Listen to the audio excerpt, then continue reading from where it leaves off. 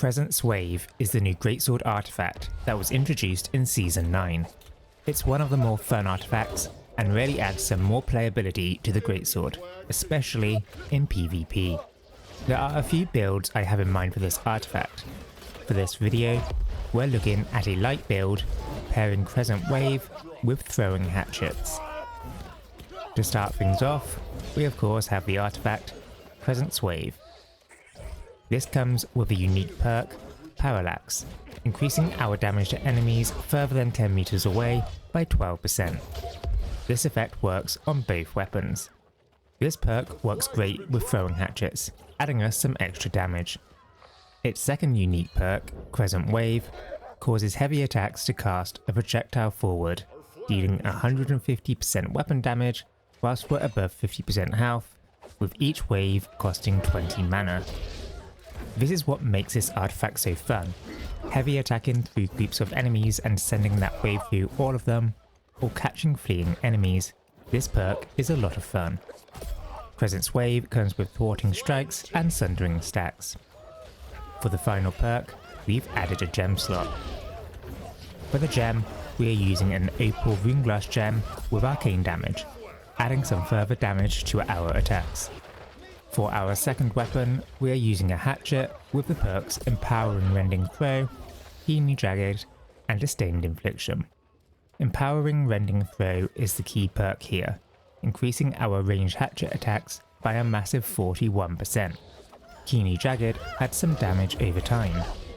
Disdained Infliction wouldn't be my choice for the third perk. This was just the best 725 hatchet with Empowering Rending Throw that I had. Ideally, I would change this to another damage perk such as Vicious or Attunement. On to the armour. We are in a light equip load. For the chest, we are using the artifact Featherweight, allowing us to equip some heavy armour in our other slots, increasing our survivability. For the final perk to Featherweight, we've added a relatively new perk, Vital Synergy, providing us with some extra stamina regen and healing. For the rest of our armour, we are using a light helm with the perks Freedom, Enchanted Ward, and Relentless Freedom. Relentless Freedom is a key perk for the greatsword, causing Relentless Rush to remove roots and slows. This is great for PvP, especially given the number of Void Gauntlets and Ice Gauntlets being played. For our gloves, we are using a piece of the heavy Frigid Dawn set. This comes with Enchanted Ward and Elemental Aversion. For the final perk, we've added Slash Conditioning. This piece is all about defense, with 3 defensive perks to increase our survivability. For our legs, we are using Light Legs with Enchanted Ward, Refreshing, and Skyward Nullification. Skyward Nullification causes Skyward Slash to remove 1 buff. Whilst I don't think this perk is required like Relentless Freedom, it is a nice option to have. Finally, for our feet, we are using the heavy boots from the Worm. These come with Keen Speed and Freedom. For the final perk, we've added Hasted Vigor. Whilst these boots did get nerfed in Season 9, along with most other haste, I think they are still good. Between Keen Speed and Hasted Vigor, we get a 20% haste. When combined with some of our abilities, we can quickly get to the 40% haste cap, providing us with fast movement to either chase or escape. For the gems in our armour, in every piece, we are using an Opal Runeglass with Siphoning. Combined, this causes our attacks to provide plus 4 mana on hit. Crescent's Wave can normally only do 5 waves in a row before being out of mana. This Runeglass ups that to 6. This means we can attack for longer without having to stop to use a mana potion. Other options for Runeglass would be adding Arcane Runeglass to boost the damage of the waves. On to the jewellery. For our amulet, we are using Health, Slash Protection, and Divine. For our ring, we are using the artifact Elemental Band.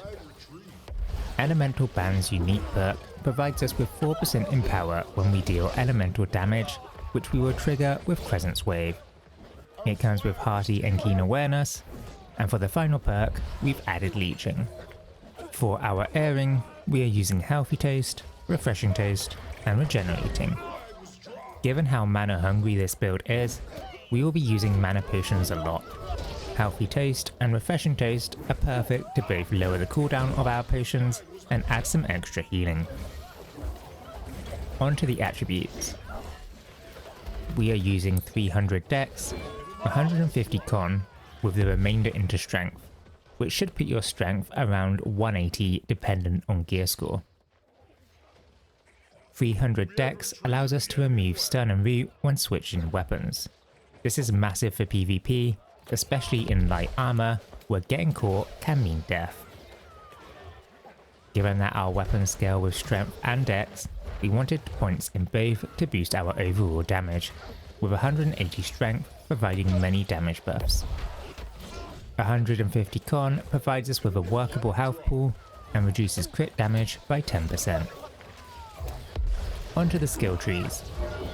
For the Greatsword, we are using Relentless Rush, Skyward Slash, and Calamity Counter.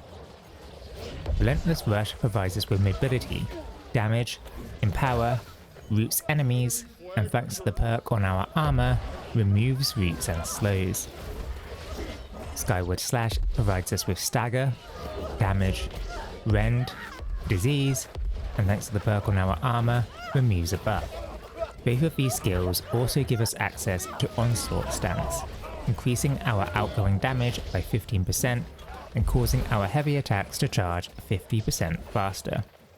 This is key to allow us to heavy attack quickly to send out those Crescent waves. Calamity Counter is our defense, and is great to use when fighting multiple enemies at once. It blocks all attacks, and can cause both stagger and knockback. It also gives us access to defensive stance, allowing us to block whilst heavy attacking.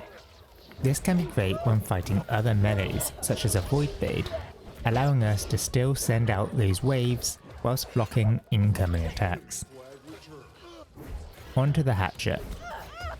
For the Hatchet, we are going all in on the Throwing Hatchet, taking every node in the Throwing Hatchet tree. For the skills, we are using Rend and Throw, Social Distancing, and Infected Throw. Rending Throw provides damage and rend, and thanks to the perk on our Hatchet, increases the damage of our ranged Hatchet attacks. Social Distancing provides damage, slow, haste, and roots. This is key to lock down enemies. This can also be used as a mobility option to move backwards when needed. Infected Throw provides damage and inflicts disease and weaken. Between Infected Throw and Skyward Slash, we can put out 50% disease. The general combo will be to use Rending Throw into Social Distancing into Infected Throw. This allows the second two abilities to gain the 41% damage from empowering Rending Throw. Sometimes, however, you may want to use Social Distancing first to lock down the enemy and then use Rending Throw into Infected Throw. For the majority of the time, we will not be manually throwing hatchets with left click, as this can be slow. We will mainly wait until we have the abilities off cooldown and then go for the combo for the kill or to initiate and then switch to the Greatsword. That's it for the build. I do have another Crescent Wave build idea that I'm working on, and I should put out a video on that build soon. Thanks for watching.